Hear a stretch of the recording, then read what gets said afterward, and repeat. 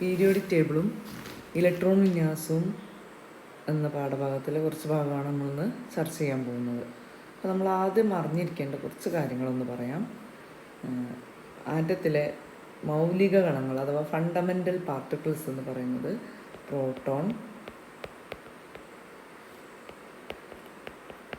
Electron, neutron. ഇത് മൂന്നാണ് ആറ്റത്തിലെ മൗലിക കണങ്ങൾ അഥവാ ഫണ്ടമെൻ്റൽ പാർട്ടിക്കിൾസ്.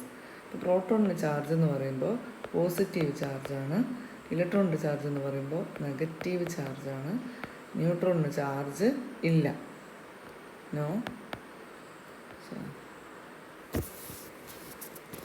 ഇനി ഒരു ആറ്റത്തിൻ്റെ ഒരു മൂലകത്തിൻ്റെ അറ്റോമിക് നമ്പർ എന്ന് പറയുന്നത് പ്രോട്ടോണുകളുടെ എണ്ണമാണ്. ഒരു മൂലകത്തിൻ്റെ atomic number is equal to number of protons. അതുപോലെ ഒരു മൂലകത്തിലെ number of proton equal to number of electron. ഒരു മൂലകത്തിൻ്റെ എല്ലാ ആറ്റങ്ങളിലും പ്രോട്ടോണുകളുടെ എണ്ണവും ഇലക്ട്രോണുകളുടെ എണ്ണവും തുല്യമായിരിക്കും. അപ്പോൾ അതുകൊണ്ട് തന്നെ ആറ്റം ചാർജ് ഉള്ളതായിരിക്കില്ല. അത് നമ്മൾ നേരത്തെ പറഞ്ഞിട്ടുണ്ടായിരുന്നു. ഇനി ആറ്റം ഒരു ഇലക്ട്രോൺ നേടുകയോ നഷ്ടപ്പെടുകയോ ചെയ്യുമ്പോൾ അതിനെ ഇലക്ട്രോൺ നേടുമ്പോൾ നെഗറ്റീവ് ചാർജും ഇലക്ട്രോൺ നഷ്ടപ്പെടുമ്പോൾ പോസിറ്റീവ് ചാർജും ഉള്ള അയോണുകളായി മാറുന്നു. ന്യൂക്ലിയസിൽ നിന്ന് അകലം കൂടുന്നതിനനുസരിച്ച് ഷെല്ലുകളിലെ ഇലക്ട്രോണുകളുടെ ഊർജ്ജം കൂടി വരികയും ന്യൂക്ലിയസും ഇലക്ട്രോണുകളും തമ്മിലുള്ള ആകർഷണ ബലം കുറയുകയും ചെയ്യുന്നു. ആറ്റത്തിൻ്റെ ന്യൂക്ലിയസിനുള്ളിലാണ് പ്രോട്ടോണും ന്യൂട്രോണും ഉള്ളത്. അതിനു ചുറ്റും വിവിധ പാതകളിലായിട്ട് വിവിധ ഷെല്ലുകളിലായിട്ടാണ് എന്തുണ്ടാകുന്നത്, ഇലക്ട്രോണുകൾ ഉണ്ടാകുന്നത്. ആറ്റത്തിൻ്റെ ന്യൂക്ലിയസിൽ ന്യൂട്രോണും പ്രോട്ടോണും ഉണ്ടാവും. ഇലക്ട്രോണുകളാണെങ്കിൽ വിവിധ ഷെല്ലുകളിലായിട്ട് ന്യൂക്ലിയസിന് ചുറ്റും കറങ്ങിക്കൊണ്ടിരിക്കുന്നു. ഈ ഇലക്ട്രോണുകളുടെ എങ്ങനെയാണ് വിവിധ ഷെല്ലുകളിൽ വിന്യസിച്ചിരിക്കുന്നത്, അതാണ് നമ്മൾ ഇലക്ട്രോൺ വിന്യാസം അഥവാ ഇലക്ട്രോണിക് കോൺഫിഗറേഷൻ എന്ന് പറയുന്നത്. The arrangement of electrons in different shells, that is electronic configuration. നിങ്ങൾ ടെക്സ്റ്റ് ബുക്കിലെ പട്ടിക ഒന്ന് നോക്കുക. ഇവിടെ വിവിധ ഷെല്ലുകളിലുള്ള ഇലക്ട്രോണുകളുടെ ക്രമീകരണം നമ്മൾ പറഞ്ഞാണ്. വിവിധ ഷെല്ലുകൾ എന്ന് പറയുമ്പോൾ K, L, M, N. ഒന്നാമത്തെ ഷെല്ലാണ് K, രണ്ടാമത്തെ ഷെല്ലാണ് L, മൂന്നാമത്തെ ഷെല്ലാണ് M, നാലാമത്തെ ഷെല്ലാണ് N. അപ്പോൾ നിങ്ങൾ നോട്ടിൽ എഴുതാത്തവർ, നേരത്തെ പറഞ്ഞിരുന്നു, എഴുതാത്തവർ എന്ത് എഴുതുക? ആറ്റത്തിലെ വിവിധ ഷെല്ലുകളേവ, വിവിധ ഷെല്ലുകൾ ഏവ, what are the different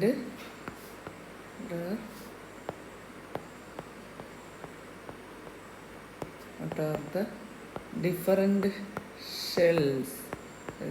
K, L, M, N. Electronic configuration. കെയിൽ ഉൾക്കൊള്ളാവുന്ന പരമാവധി ഇലക്ട്രോണുകളുടെ എണ്ണം, K ഷെല്ലിൽ ഉൾക്കൊള്ളാവുന്ന പരമാവധി മാക്സിമം നമ്പർ ഓഫ് ഇലക്ട്രോൺ എന്ന് പറയുന്നത് 2ആണ്. L ഷെല്ലിൽ ഉൾക്കൊള്ളാവുന്ന പരമാവധി ഇലക്ട്രോണുകളുടെ എണ്ണം 8ആണ്. M ഷെല്ലിൽ ഉൾക്കൊള്ളാവുന്ന പരമാവധി ഇലക്ട്രോണുകളുടെ എണ്ണം 18ആണ്. N ഷെല്ലിൽ ഉൾക്കൊള്ളാവുന്ന പരമാവധി ഇലക്ട്രോണുകളുടെ എണ്ണം 32ആണ്. ഇതാണ് ഷെല്ല്. ഇത് കണ്ടുപിടിക്കാനുള്ള സൂത്രവാക്യം 2n². 2n². Number of electrons, the maximum number of electrons that can be accommodated in a shell can be find out by using the formula 2n², where n is the shell number. n എന്ന് പറയുന്നത് അതിൻ്റെ shell നമ്പറാണ്. For example K, shell number K,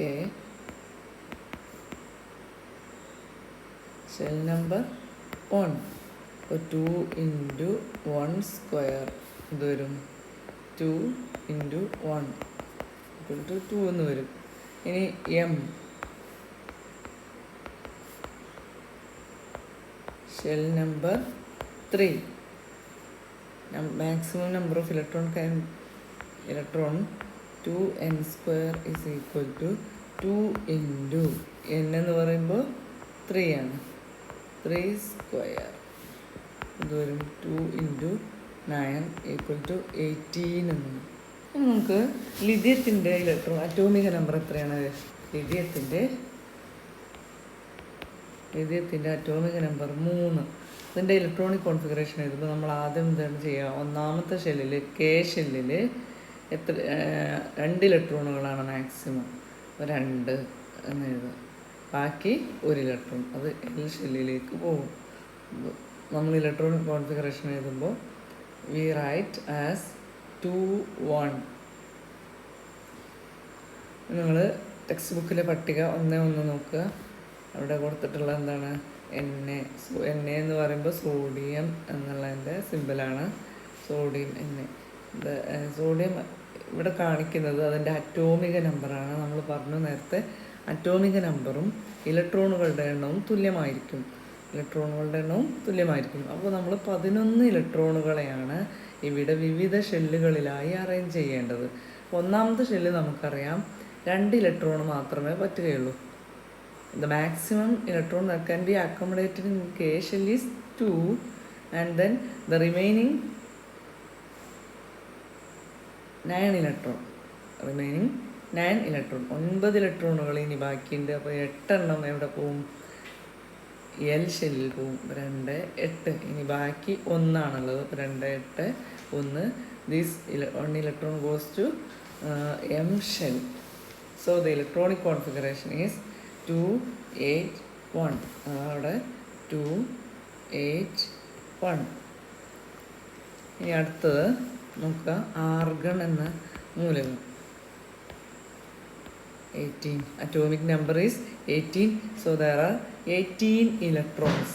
18 ഇലക്ട്രോണുകൾ ഉണ്ടായിരിക്കും. അങ്ങനെ നമുക്ക് ഈ 18 ഇലക്ട്രോണുകളെയാണ് arrange ചെയ്യേണ്ടത്. കെ ഷെല്ലിൽ എത്ര വരും? കെ ഷെല്ലിൽ മാക്സിമം 2 ഇലക്ട്രോൺ. എൽ ഷെല്ലിൽ മാക്സിമം 8 ഇലക്ട്രോൺ. So the total is 10 and the remaining 8. 10 ഇലക്ട്രോണുകളായി. കെ ഷെല്ലിൽ 2, എൽ ഷെല്ലിൽ 8. അപ്പോൾ 10 ടോട്ടൽ. ഇനി ബാക്കിയുള്ളത് ഒരു 8 അപ്പോൾ അതെവിടെ പോവും?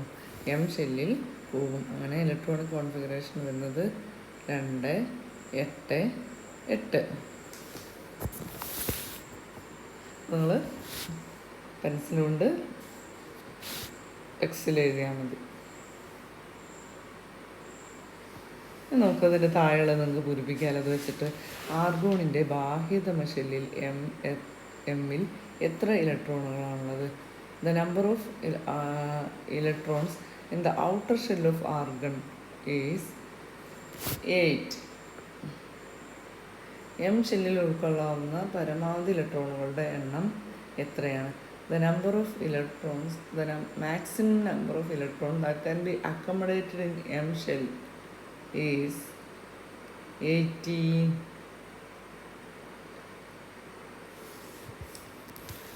നമ്മൾ നോക്കുക. പൊട്ടാഷ്യം ആർഗൺ 18 ആണ്. ഇനി potassium atomic number 19. So there are 19 electrons. So in K shell 2, L shell 8 KL. ഇനി എമ്മിലാണെങ്കിൽ നമുക്ക് എന്ത് വേണമെങ്കിൽ എഴുതാം? 9 ഇലക്ട്രോണുകൾ ഇനി ബാക്കിയുണ്ട്. അപ്പോൾ നമുക്ക് വേണമെങ്കിൽ എന്ത് കൊടുക്കാം? 9 ഇലക്ട്രോണുകൾ കൊടുക്കാം. ഇനി നമുക്ക് മറ്റൊരു രീതിയിൽ കാണിക്കാം. 2 8. എം ഷെല്ലിൽ എന്ത് കൊടുക്കുക? 8 ഇലക്ട്രോണുകൾ. പിന്നെ എൻ ഷെല്ലിലേക്ക് പോകും അടുത്ത 1 ഇലക്ട്രോൺ. ഇതിൽ ശരിയായ രീതി ഇതാണ്. 2 8 8 1. അതിന് കാരണം എന്താണ്? അവസാനത്തെ ഷെല്ലിൽ 8 ഇലക്ട്രോണുകളിൽ കൂടുതൽ ആവാൻ പാടില്ല. നിങ്ങൾ ജസ്റ്റ് ഇതൊന്ന് മനസ്സിലാക്കിയാൽ മതി. ഇനി നമുക്ക് സബ്ഷെൽ ഇലക്ട്രോൺ കോൺഫിഗറേഷനാണ് ഡീറ്റെയിൽഡായിട്ട് പഠിക്കാനുള്ളത്. ആറ്റം ഘടനയെക്കുറിച്ച് നമ്മൾ കൂടുതൽ പഠിക്കുമ്പോൾ മനസ്സിലാകുന്നത് ഓരോ ഷെല്ലിനുള്ളിലും വിവിധ സബ് ഷെല്ലുകളുണ്ട്. ഓരോ ഷെല്ലിനുള്ളിലും സബ്ഷെല്ലുകളുണ്ട്. നമ്മൾ പറഞ്ഞ നേരത്തെ ഇലക്ട്രോണുകൾ പോകുന്നത് ഷെല്ലിലേക്കാണ്. എന്നാൽ ഈ ഷെല്ലിനുള്ളിൽ തന്നെ സബ്ഷെല്ലുകളുണ്ട്. അപ്പോൾ കെ ഷെല്ല്, ഓരോ ഷെല്ലിലും ഉള്ള സബ്ഷെല്ലുകൾ ഏതൊക്കെയാണ്? സബ്ഷെല്ലുകൾ എന്ന് പറയുമ്പോൾ SPDF. അപ്പോൾ നോട്ടിൽ ചോദ്യം എഴുതാം, ഏതൊക്കെയാണ് സബ്ഷെല്ലുകൾ, ഏതൊക്കെയാണ്? What are the subshell? SPDF. ഇനി ഓരോ ഷെല്ലിലുമുള്ള സബ്ഷെല്ലുകളുടെ എണ്ണം എന്ന് പറയുന്നത് അവയുടെ ഷെൽ നമ്പറിന് തുല്യമാണ്. അവയുടെ ഷെൽ നമ്പറിന് തുല്യമാണ്. ഇവിടെ ഒന്നാമത്തെ ഷെല്ലായ കെയിൻ്റെ ഷെൽ നമ്പർ എന്ന് പറയുന്നത് 1 ആണ്. അയാളുടെ നമ്പർ ഓഫ് സബ്ഷെൽ, എത്ര സബ്ഷെല്ലുകൾ ഉണ്ടായിരിക്കും? 1. അപ്പോൾ ഏതായിരിക്കും ആ സബ്ഷെല്ല്? S ആയിരിക്കും. L എന്ന ഷെല്ലിൻ്റെ ഷെൽ നമ്പർ എന്ന് പറയുന്നത് 2 ആണ്. നമ്പർ ഓഫ് സബ്ഷെൽ അതുകൊണ്ട് തന്നെ 2 ആയിരിക്കും. അപ്പോൾ എസും പിയും. ഇനി M എന്ന ഷെല്ലിൻ്റെ ഷെൽ നമ്പർ എന്നും പറയുന്നത് 3 ആണ്. അതുകൊണ്ട് തന്നെ അതിൽ 3 സബ്ഷെല്ലുകൾ ഉണ്ടായിരിക്കും. അപ്പോൾ അവിടെ ഏതൊക്കെയായിരിക്കും? SPD. N എന്ന ഷെല്ലിൻ്റെ ഷെൽ നമ്പർ എന്ന് പറയുന്നത് 4 ആണ്. നമ്പർ ഓഫ് സബ്ഷെല്ല് 4 ആണ്. അതിൻ്റെ സബ്ഷെല്ലുകൾ ഏതൊക്കെയാണ്? SPDF.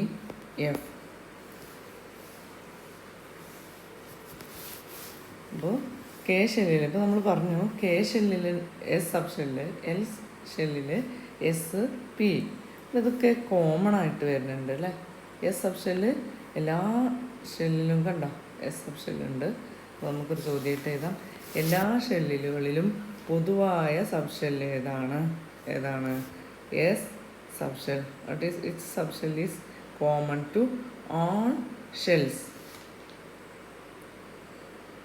ഇപ്പോൾ അതുപോലെ തന്നെ എല്ലാ ഷെല്ലിലും എന്തുണ്ട്? S സബ്ഷെല്ലുകളുണ്ട്.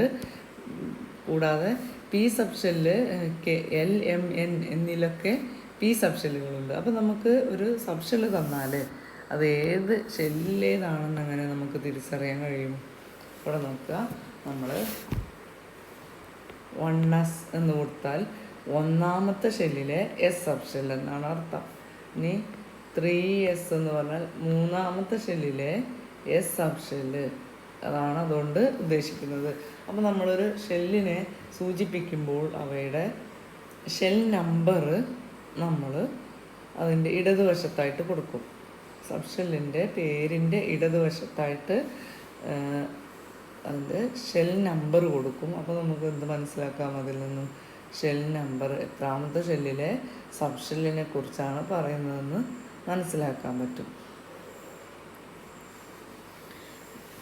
ഈ ഒരു ഐഡിയ ഉപയോഗിച്ചിട്ട് നിങ്ങൾക്ക് ഈ ഒരു പട്ടിക 1, 3 നിങ്ങൾ ടെക്സ്റ്റിലൊന്ന് പൂർത്തിയാക്കുക. 1S എന്ന് പറയുന്നത് ഒന്നാമത്തെ ഷെൽ നമ്പർ 1 ആണ്. അപ്പോൾ അതിൽ സബ്ഷെൽ S ആണ്. സബ്ഷെല്ലുകൾ നമ്മൾ സൂചിപ്പിക്കുന്ന രീതി 1S. ഇനി 2 subshell SP. And how to represent the subshell? 2S 2P എന്ന് വരും. എങ്ങനെയാണ് 2S വരുന്നത്?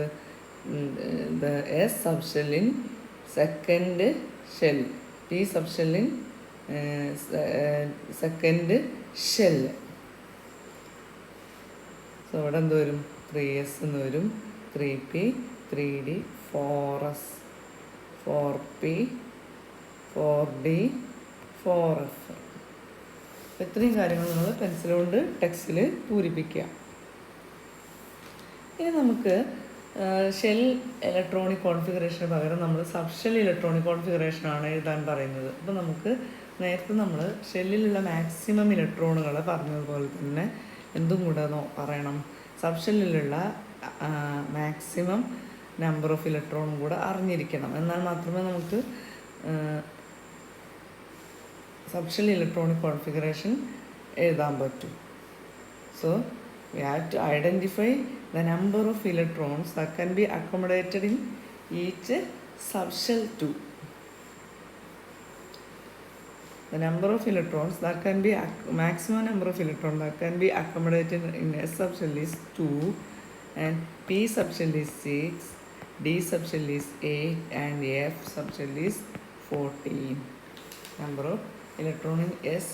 മാക്സിമം ഇലക്ട്രോൺ 2, പിയിൽ 6, ഡിയിൽ 8, എഫിൽ 14. നോക്കുക ടെക്സ്റ്റ് ബുക്കിലെ ടേബിൾ 1-4 നോക്കുക. ടേബിൾ 1-4 അതിൽ ഷെൽ നമ്പർ 1 ആണ്. ഓരോ ഷെല്ലിലും ഉൾക്കൊള്ളാവുന്ന പരമാവധി ഇലക്ട്രോണുകളുടെ എണ്ണം 2. നമുക്കറിയാം, നേരത്തെ നമ്മൾ പറഞ്ഞാണ് കെ ഷെല്ലിൽ ഉൾക്കൊള്ളാവുന്ന ഇലക്ട്രോണുകളുടെ എണ്ണം 2. അതിൽ അപ്പോൾ ഒന്നാമത്തെ ഷെല്ലിലുള്ള സബ് ഷെല്ല് 1s. അപ്പോൾ ഈ 1s എന്ന് പറയുന്ന സബ് ഷെല്ല് മാത്രമേ അവിടെയുള്ളൂ. അപ്പോൾ എല്ലാ ഇലക്ട്രോണുകളും കെ ഷെല്ലിലുള്ള എല്ലാ ഇലക്ട്രോണുകളും പോകുന്നത് 1sലേക്കാണ്. 1s എന്ന് പറയുമ്പോൾ കെ ഷെല്ലിലെ സബ് ഷെല്ലിലേക്കാണ്. ഇനി രണ്ടാമത്തെ ഷെല്ല്, ഇത് രണ്ടാമത്തെ ഷെല്ലാണ്. Maximum electron 8. Oh, we can divide the number electrons in 2s and 2p. We already studied that s is in s there are 2 electrons. The maximum electron is 2. ഇനി രണ്ടാമത്തെ shell നോക്കുക. Maximum electron 8 ആണ്. നമുക്കറിയാം 2sൽ 2 ഇലക്ട്രോണാണ്. അപ്പോൾ ബാക്കി 6 electron പോകുന്നത് 2pയിലേക്കാണ്. ഇനി മൂന്നാമത്തെ ഷെല്ലിൽ നോക്കുക. മാക്സിമം ഇലക്ട്രോൺ 18 ആണ്. 18. ഇവിടെ 3sൽ 2 ഇലക്ട്രോൺ, 3pയിൽ 6 ഇലക്ട്രോൺ, 3dയിൽ 10 ഇലക്ട്രോൺ. എസ്സിൽ 2 ആണ്, പിയിൽ 6 ആണ്, ഡിയിൽ 10 ആണ്. ഇനി 4sലാണെങ്കിലോ എല്ലാ എസ്സിലും 2 ആണ്. പിയിൽ 6 ആണ്, ഡിയിൽ 10 ആണ്, എഫിൽ 14. ഇങ്ങനെയാണ് ഇലക്ട്രോണുകൾ വിന്യസിച്ചിരിക്കുന്നത്. അല്ലെങ്കിൽ ഇലക്ട്രോണുകൾ സബ് ഷെല്ലുകൾക്കിടയിൽ വിഭജിക്കുന്ന രീതിയാണ് ഇപ്പോൾ നമ്മൾ പറഞ്ഞിട്ടുള്ളത്. ഇനി ഒരു ക്വസ്റ്റ്യൻ നോക്കുക. എസ് സബ് ഷെല്ലുകളിൽ ഉൾക്കൊള്ളാവുന്ന പരമാവധി ഇലക്ട്രോണുകളുടെ എണ്ണം എത്രയാണ്? 2.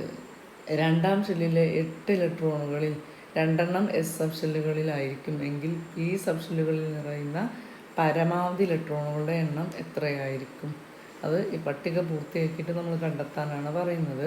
അപ്പോൾ അവിടെ എന്താണ്, ആകെ 8 ഇലക്ട്രോണാണ്. 2 എവിടെ പോയി? 2 എസ്സിൽ പോയി. ബാക്കി പിയിൽ എത്ര ഇലക്ട്രോണുകളുണ്ട് എന്നാണ് ചോദിക്കുന്നത്. പിയിൽ 6 ഇലക്ട്രോണുകൾ. അപ്പോൾ എസ്സിലും പിയിലുമുള്ള പരമാവധി ഇലക്ട്രോണുകളുടെ എണ്ണം നമുക്ക് മനസ്സിലായി. അങ്ങനെ ആകുമ്പോൾ നമുക്ക് ഡി ഷെല്ലിലുള്ള പരമാവധി ഇലക്ട്രോണുകളുടെ എണ്ണം കാണാൻ പറ്റും. 10 ആണെന്ന് കാണാൻ പറ്റും. അതുപോലെ നാലാമത്തെ ഷെല്ലിൽ 32 ഇലക്ട്രോണുകൾ സബ് ഷെല്ലുകളിലായി SPDF സബ് ഷെല്ലുകളായി ക്രമീകരിച്ചിരിക്കുന്നു, വിന്യസിച്ചിരിക്കുന്നു. നാലാമത്തെ ഷെല്ലിൽ 32 ഇലക്ട്രോണുകളാണുള്ളത്. നാലാമത്തെ ഷെല്ലിൽ 32 ഇലക്ട്രോണുകളാണുള്ളത്. SPDF സബ് ഷെല്ലുകളിലായിട്ടാണ് അത് കാണുന്നത്. നമുക്ക് പട്ടിക 1-5. സബ് ഷെല്ലിൽ 2 ഇലക്ട്രോൺ, പിയിൽ 6, ഡിയിൽ 10, എഫിൽ 14. ഈ പട്ടിക ഒന്ന് നിങ്ങൾ ടെക്സ്റ്റ് നോട്ട്ബുക്കിൽ എഴുതണം. ഇനി നമുക്ക് പഠിക്കാനുള്ളത് സബ് ഷെൽ ഇലക്ട്രോണിക് കോൺഫിഗറേഷൻ എങ്ങനെ എഴുതാമെന്നാണ്. നമുക്ക് ഒരു മൂലകാറ്റത്തിലെ ഇലക്ട്രോണുകളുടെ എണ്ണം അതിൻ്റെ അറ്റോമിക നമ്പറിന് സമമാണ്. നമ്മൾ നേരത്തെ പറഞ്ഞു. ഹൈഡ്രജൻ്റെ അറ്റോമിക നമ്പർ 1 എത്ര ഇലക്ട്രോൺ ഉണ്ടാവും അതിൽ? അതാണ് ചോദ്യം. How many electrons are there? 1. ഏത് സബ് ഷെല്ലിലാണ് ഇലക്ട്രോൺ വന്ന് ചേരുന്നത്? ഇതിലേക്കാണ് ഇലക്ട്രോണുകൾ വന്ന് ചേരുന്നത്? എസ്സിലേക്ക്. ഏത് സബ് ഷെല്ല്? ഏത് ഷെല്ലിലാണ് ഇലക്ട്രോൺ വന്ന് ചേരുന്നത്? കെ ഷെല്ലിൽ. ഏത് സബ് ഷെല്ലിൽ? കെ ഷെല്ലിൽ ആകെ ഒരു സബ് ഷെല്ല് മാത്രമേ ഉള്ളൂ, എസ്. ഇനി നമുക്ക് മൂലകങ്ങളുടെ സബ് ഷെൽ ഇലക്ട്രോൺ വിന്യാസം എഴുതണമെങ്കിൽ നമുക്ക് ആദ്യം സബ് ഷെല്ലുകളുടെ ഊർജ്ജ നിലകൾ അറിയണം. സബ് ഷെല്ലുകളുടെ ഊർജം കൂടി വരുന്ന ക്രമം 1s, 2s, 2p, 3s, 3p, 4s, 3d എന്നിങ്ങനെയാണ്. ഇതെല്ലാവരും നോട്ടിൽ എഴുതി പഠിക്കാം. സബ് ഷെല്ലുകളുടെ ഊർജം കൂടി വരുന്ന ക്രമം. Increasing order of energy of sub shell 1s 2s 2p 3s 3p 4s 3d. ഇവിടെ 1s ആണ് ഏറ്റവും ഊർജം കുറവ്. ഈ സബ് ഷെല്ലുകൾ ഇത്രയും വരെയാണ് നമുക്ക് പഠിക്കേണ്ടത്. 3dക്കാണ് ഏറ്റവും കൂടുതൽ. ആദ്യം ഇലക്ട്രോണുകൾ 1sലും പിന്നീട് 2sലും നിറയുകയും അങ്ങനെ ഇലക്ട്രോണുകൾ നിറയുന്ന താഴ്ന്ന ഊർജ നിലയിലുള്ള സബ് ഷെല്ലുകളിൽ ഇലക്ട്രോൺ നിറഞ്ഞതിന് ശേഷം മാത്രമാണ് ഉയർന്ന ഊർജ നിലയിലേക്ക് ഇലക്ട്രോണുകൾ പ്രവേശിക്കുക. Beryllium atomic number 4 electronic configuration is 1s2 2s2 1s2 2s2 beryllium atomic number 4.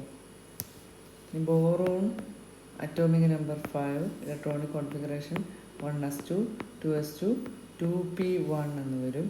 Carbon atomic number 6 electronic configuration 1s2 2s2 2p2. ഇവിടെ ശ്രദ്ധിക്കേണ്ട കാര്യം, സബ്ഷെൽ ഇലക്ട്രോൺ വിന്യാസം എഴുതുമ്പോൾ സബ്ഷെല്ലുകളുടെ ഇടതുവശത്ത് ചേർക്കുന്ന സംഖ്യ ഷെൽ നമ്പറിനെയും വലതുവശത്ത് മുകളിലായിട്ടുള്ളത് ഇലക്ട്രോണുകളുടെ എണ്ണത്തെയും സൂചിപ്പിക്കുന്നു. അതുപോലെ നിങ്ങൾ ടെക്സ്റ്റ് ബുക്കിലെ പട്ടിക 1, 6 പൂർത്തിയാക്കുക. അതുപോലെ അറ്റോമിക് നമ്പർ 1 മുതൽ 30 വരെയുള്ള മൂലകങ്ങളുടെ സബ്ഷെൽ ഇലക്ട്രോണിക് കോൺഫിഗറേഷൻ എഴുതുക, അഥവാ സബ്ഷെൽ ഇലക്ട്രോൺ വിന്യാസം എഴുതുക. അതിൽ ക്രോമിയം അറ്റോമിക് നമ്പർ 24, കോപ്പർ 29 ഈ 2 മൂലകങ്ങളുടെയും ഇലക്ട്രോൺ വിന്യാസം ഒഴികെ ബാക്കിയുള്ള മൂലകങ്ങളുടെ 1 മുതൽ 30 വരെയുള്ള മൂലകങ്ങളുടെ ഇലക്ട്രോൺ വിന്യാസം നിങ്ങൾ എന്തെഴുതുക, നോട്ട്ബുക്കിൽ എഴുതുക. അതുപോലെ പൊട്ടാഷ്യത്തിൻ്റെ ഷെൽ ക്രമ ഇലക്ട്രോൺ വിന്യാസം എങ്ങനെയാണ് രേഖപ്പെടുത്തിയത് നമ്മൾ നേരത്തെ ചെയ്തിരുന്നു. ഷെല്ലിലുള്ള ഇലക്ട്രോൺ വിന്യാസം എങ്ങനെയായിരുന്നു? 2 8 8 1. ഷെല്ലുകളും അവയുടെ ഊർജ്ജവുമായിട്ടും തമ്മിൽ ബന്ധപ്പെട്ട് ചിത്രം നോക്കുക. ഓരോന്നിൻ്റെയും ഊർജ്ജ നിലകളാണ്. അപ്പോൾ 1s ആദ്യം, 2s 2p 3s 3p 4s 3d 3d വരെയാണ് നമുക്ക് വേണ്ടത്. 1s 2s എന്നീ സബ്ഷെല്ലുകൾ ഊർജ്ജം താരതമ്യം ചെയ്തതിനാണ് ഊർജ്ജം കുറവ്. ഇതിനാണ് 1sനാണ് ഊർജ്ജം കുറവ്. 3s 3p സബ്ഷെല്ലുകളിൽ ഊർജ്ജം കൂടുതൽ ഏതിനാണെന്നാണ് ചോദിക്കുന്നത്. 3s which has higher energy, 3s or 3p 3p has higher energy. ഇവിടെ എന്താണ് 3p. ഇനി 3dയും 4s എടുക്കുമ്പോൾ ഇതിനാണ് ഊർജ്ജം കൂടുതൽ. 3dക്കാണ് ഊർജ്ജം കൂടുതൽ. 3dയേക്കാൾ ഊർജ്ജം കുറവ് 4sനാണ്. 4s are lower energy than 3d. ഇനി നമുക്ക് ഈ സബ്ഷെൽ ഇലക്ട്രോൺ വിന്യാസത്തിൻ്റെ അടിസ്ഥാനത്തിൽ നമുക്ക് പൊട്ടാഷ്യത്തിൻ്റെ ഇലക്ട്രോണിക് കോൺഫിഗറേഷൻ എഴുതണമെങ്കിൽ subshell electronic configuration of potassium is 1s2 2s2 2s2 2p6 ഇപ്പോൾ 10 ഇലക്ട്രോണുകളായി, ബാക്കി 9 ഉണ്ട്. 2p6 3s2 3p6 3 2 2 4 6 10 10ഉം 8ഉം 18 പിന്നെന്ത് വരും? 4s 1 എന്ന് വരും. 4s 1. ഇനി ഇതിൽ നിന്ന് നമുക്ക് ഷെൽ വിന്യാസം എഴുതാലോ. പൊട്ടാഷ്യത്തിൻ്റെ ഇലക്ട്രോൺ വിന്യാസം വരുന്നത് 1s2 2s2 2p6 3s2 3p6 4s1 total 19 ഇലക്ട്രോണുകളായി. ഇനി ഇതിൻ്റെ ഷെൽ വിന്യാസം നമുക്ക് ഇതിൽ നിന്ന് എടുത്ത് എഴുതാം. ഒന്നാമത്തെ ഷെല്ല് 1s എന്ന് പറയുമ്പോൾ 1 അതിൻ്റെ ഷെൽ നമ്പറാണല്ലോ. അപ്പോൾ 2 എന്ന് വരും. രണ്ടാമത്തെ ഷെല്ലിൽ 2 എന്ന് കൊടുത്തതൊക്കെ രണ്ടാമത്തെ ഷെല്ലാണ്. അപ്പോൾ 2 + 6 8 ഇലക്ട്രോണുകൾ. ഇവിടെ നോക്കുക, 3 എന്ന് കൊടുത്തത് മൂന്നാമത്തെ ഷെല്ലാണ്. 2ഉം 6ഉം 8. ഇവിടെ 1. അപ്പോൾ എന്തായി? ഷെൽ വിന്യാസം 2 8 8 1 തന്നെ വന്ന്. ഇനി നമ്മൾ ശ്രദ്ധിക്കാനുള്ളത് അറ്റോമിക നമ്പർ 21 മുതലുള്ള അറ്റോമിക നമ്പർ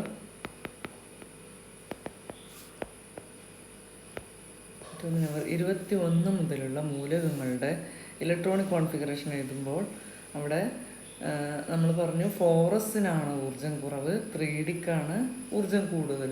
പക്ഷെ നമ്മൾ എഴുതുമ്പോൾ ഷെല്ലിൻ്റെ ക്രമത്തിലാണ് എഴുതാറ്. ഉദാഹരണമായിട്ട് നമുക്ക് നോക്കാം. Scandium അറ്റോമിക number 21, subshell electronic configuration 1s2, 2s2, 2p6, 3s2, 3p6. അത് കഴിഞ്ഞിട്ട് എന്തായി? ഇപ്പം എത്ര ഇലക്ട്രോണായി? 10ഉം 8ഉം 18 ഇലക്ട്രോണുകളായി. ഇനി അടുത്ത ഇലക്ട്രോണുകൾ പോകേണ്ടത് 4sലേക്കാണ്. അപ്പോൾ 4s2 പിന്നെന്ത് ചെയ്യും? അപ്പോൾ 20ആയി. ഇനി 21ാമത്തെ ഇലക്ട്രോൺ പോകേണ്ടത് 3dയിലേക്കാണ്. അപ്പോൾ 3d1 എന്ന് വരും.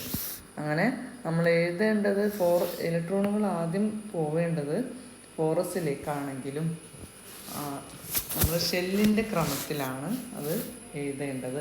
ഒരു എക്സാമ്പിളും കൂടെ കാണിക്കാം. Vanadium അറ്റോമിക number 23, electronic configuration 1s2, 2s2, 2p6, 3s2, 3p6, 4s2, 3d3. ഈ ഒരു ഓർഡറിലാണ് നിങ്ങൾ എഴുതേണ്ടത്. അങ്ങനെ നിങ്ങൾ എന്ത് ചെയ്യണം? 1 മുതൽ 30 വരെയുള്ള മൂലകങ്ങളുടെ 1 മുതൽ 30, അതിൽ ക്രോമിയം അറ്റോമിക നമ്പർ 24, കോപ്പർ അറ്റോമിക നമ്പർ 29, ഈ 2 മൂലകങ്ങളുടെ ഒഴികെ 1 മുതൽ 30 വരെയുള്ള മൂലകങ്ങളുടെ അറ്റോമിക നമ്പർ എഴുതുക. ആദ്യം എലമെൻറ്റിൻ്റെ പേര് എഴുതുക. ആദ്യം എലമെൻറ്റ് അല്ലെങ്കിൽ മൂലകം. രണ്ടാമത്തെ കോളത്തിൽ അറ്റോമിക് നമ്പർ.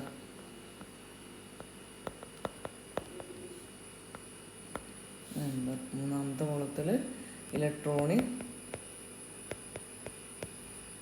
കോൺഫിഗറേഷൻ, ഇലക്ട്രോൺ വിന്യാസം.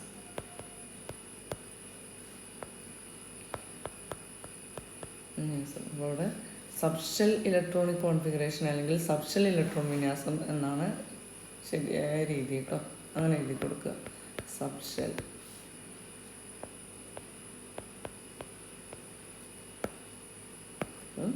ഇങ്ങനെ ഒന്ന് എഴുതുക. അറ്റോമിക നമ്പർ കൂടിയ മൂലകങ്ങളുടെ ഇലക്ട്രോൺ വിന്യാസം നമുക്ക് ചുരുക്കി എഴുതാൻ കഴിയും. അപ്പോൾ എങ്ങനെയാണെന്ന് നോക്കാം. ആദ്യമായിട്ട് അതിന് വേണ്ടിയിട്ട് നമ്മൾ മനസ്സിലാക്കേണ്ടത് ഉത്കൃഷ്ട മൂലകങ്ങൾ ആണ്. 3 ഉത്കൃഷ്ട മൂലകങ്ങളുടെ പ്രതീകം, അറ്റോമിക നമ്പർ, അവയുടെ ഇലക്ട്രോൺ വിന്യാസം എന്നിവ നമ്മൾ ആദ്യം അറിഞ്ഞിരിക്കണം. Helium അറ്റോമിക number 2, electronic configuration 1s2. Neon അറ്റോമിക number 10, electronic configuration 1s2, 2s2, 2p6. Argon അറ്റോമിക number 18, electronic configuration വരുന്നത് 1s2, 2s2, 2p6, 3s2, 3p6. ഇത്രയും അറിഞ്ഞിരുന്നാലേ ഇനി നമ്മൾ ചെയ്യേണ്ടത് നമുക്ക് ഏത് മൂലകത്തിൻ്റെയാണോ സബ്ഷെൽ ഇലക്ട്രോൺ വിന്യാസം ചുരുക്കി എഴുതേണ്ടത് ആ മൂലകത്തിന് അറ്റോമിക നമ്പർ നോക്കുക. അതിന് എന്നിട്ട് എന്ത് ചെയ്യുക? ആ മൂലകത്തിൻ്റെ അറ്റോമിക നമ്പറിൻ്റെ തൊട്ട് മുമ്പുള്ള പീരിയോഡിക് ടേബിളിൽ ഉത്കൃഷ്ട മൂലകത്തിൻ്റെ പ്രതീകം. ഉദാഹരണത്തിന് എന്താണ്? അറ്റോമിക നമ്പർ ഓക്സിജൻ അറ്റോമിക നമ്പർ 8. അപ്പോൾ അതിൻ്റെ തൊട്ട് മുമ്പുള്ള ഉത്കൃഷ്ട മൂലകം ഏതാണെന്ന് നോക്കുക. നിങ്ങൾ ഈ 3 ഉത്കൃഷ്ട മൂലകങ്ങളെ നിങ്ങൾ അറിയേണ്ടുള്ളൂ: ഹീലിയം, നിയോൺ, ആർഗൺ. അപ്പോൾ ഈ 3 ഉത്കൃഷ്ട മൂലകം നമ്മൾ അറ്റോമിക നമ്പർ ഇലക്ട്രോണിക് കോൺഫിഗറേഷൻ എഴുതാൻ വേണ്ടി നമുക്ക് തന്നിട്ടുള്ള മൂലകത്തിൻ്റെ തൊട്ട് മുമ്പുള്ള ഉത്കൃഷ്ട മൂലകം ഏതാണെന്ന് നോക്കുക. ഇവിടെ ഓക്സിജൻ്റെ തൊട്ട് മുമ്പുള്ളത് ഹീലിയമാണ്. അപ്പോൾ നമ്മൾ എന്ത് ചെയ്യുക? ആ മൂലകത്തിൻ്റെ പ്രതീകം സ്ക്വയർ ബ്രാക്കറ്റിനകത്ത് എഴുതുക. ഇനി ഹീലിയത്തിൻ്റെ ഇലക്ട്രോണിക് കോൺഫിഗറേഷൻ എത്രയാണ് നമുക്കറിയാം: 1s2. അപ്പോൾ നമുക്ക് എന്ത് ചെയ്യേണ്ട? 1s2 എന്നുള്ളത് എഴുതേണ്ട. അതിന് പകരം 1s2 ഹീലിയം എന്ന് പറയുമ്പോൾ അപ്പോൾ അവിടെ 2 ഇലക്ട്രോണുകൾക്ക് തുല്യമായി. ഇനി എന്ത് ചെയ്താൽ 2s2. ഇപ്പോൾ 4 ഇലക്ട്രോണുകളായി. ഇനി 4 ഇലക്ട്രോണുകൾ ബാക്കിയുണ്ട്. അത് 2p4-ലായിരിക്കും. ഇനി അടുത്തൊരു എക്സാമ്പിൾ നോക്കാം. Magnesium അറ്റോമിക number 12. അതിന് തൊട്ട് മുമ്പുള്ള ഉത്കൃഷ്ട മൂലകം എന്ന് പറയുന്നത് നിയോണാണ്. അറ്റോമിക നമ്പർ 10. അപ്പോൾ നിയോണിൻ്റെ electronic configuration 1s2, 2s2, 2p6 എന്നാണ്. അപ്പോൾ ഇനി 2p6 എന്ന് വരുമ്പോൾ അടുത്തത് എന്താണ്? 3s ആണ് അല്ലേ. 2p6 വരെ ഇത്രയും എഴുതുന്നതിന് പകരം നമുക്ക് എന്ത് എഴുതിയാൽ മതി? മെഗ്നീഷ്യത്തിൻ്റെ ഇലക്ട്രോണിക് കോൺഫിഗറേഷൻ എഴുതുമ്പോൾ നിയോൺ NE എന്നത് ആ പ്രതീകം സ്ക്വയർ ബ്രാക്കറ്റിനകത്ത് എഴുതുക. ഇത്രയും എഴുതുന്നതിന് പകരം എന്ത് ചെയ്യുക? സ്ക്വയർ ബ്രാക്കറ്റിനകത്ത് എഴുതുക. ബാക്കി എന്ത് വരും? 3s2 എന്ന് വരും.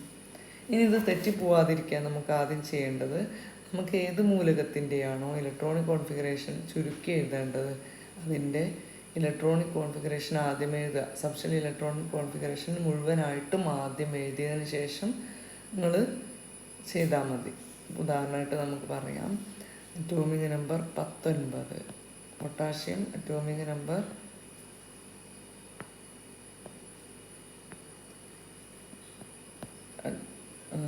പൊട്ടാഷ്യം അറ്റോമിക് നമ്പർ 19 അതിൻ്റെ ഇലക്ട്രോൺ വിന്യാസം ചുരുക്കി എഴുതാനാണ്. നമ്മൾ ആദ്യം എഴുതേണ്ടത് അതിൻ്റെ ഇലക്ട്രോണിക് കോൺഫിഗറേഷൻ എഴുതുക. 1s2 2s2 2p6 3s2 3p6 4s1 എന്ന് വരും. ഇനി അതിൻ്റെ തൊട്ട് മുമ്പുള്ള ഉത്കൃഷ്ട മൂലകം ഏതാണെന്ന് നോക്കുക. ഏതാണ്? Argon atomic number 18 argon atomic number 18 അപ്പോൾ 18 വരുന്നത് 1s തൊട്ട് 3p6 വരെ ആകുമ്പോൾ 18 ആവും. അപ്പോൾ എന്ത് ചെയ്യും? നമുക്ക് ആർഗൺ എന്നത് പ്രതീകം സ്ക്വയർ ബ്രാക്കറ്റിനകത്തിടുക. എന്നിട്ട് എന്ത് ചെയ്യുക? ബാക്കി വരുന്നത് എന്താണെന്ന് വെച്ചാൽ അത്രയും എഴുതി കൊടുക്കുക. ടെക്സ്റ്റ് ബുക്കിൽ സോഡിയത്തിൻ്റെ തൊട്ട് മുമ്പുള്ള ഉത്കൃഷ്ട മൂലകം ഏതാണ്? സോഡിയത്തിൻ്റെ അറ്റോമിക് നമ്പർ 11 തൊട്ട് മുമ്പുള്ള ഉത്കൃഷ്ട മൂലകം നിയോണാണ്. നിയോൺ. സബ്ഷെൽ ഇലക്ട്രോൺ വിന്യാസം എഴുതുക. നമ്മൾ നിയോണിൻ്റെ സബ്ഷെൽ ഇലക്ട്രോൺ വിന്യാസം എഴുതി നോക്കുക. എന്താണ്? 1s2 2s2 2p6. സോഡിയത്തിൻ്റെ subshell electron വിന്യാസം എന്താ വരുന്നത്? 1s2 2s2 2p6 3s1. അപ്പോൾ നിയോണിൻ്റെ പ്രതീകം ചേർത്ത് ഇലക്ട്രോൺ വിന്യാസം നമ്മൾ ചുരുക്കി എഴുതാണ്. അപ്പോൾ എന്താണ് വരിക?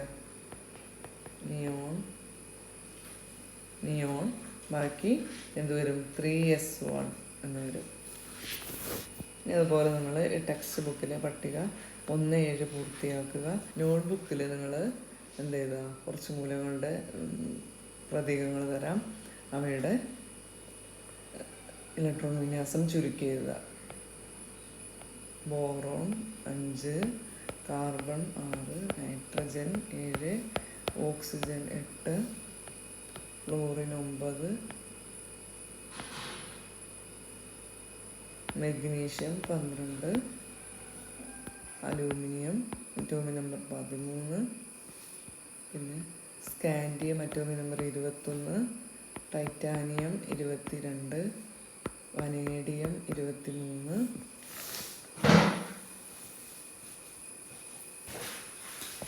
അയണ് 26,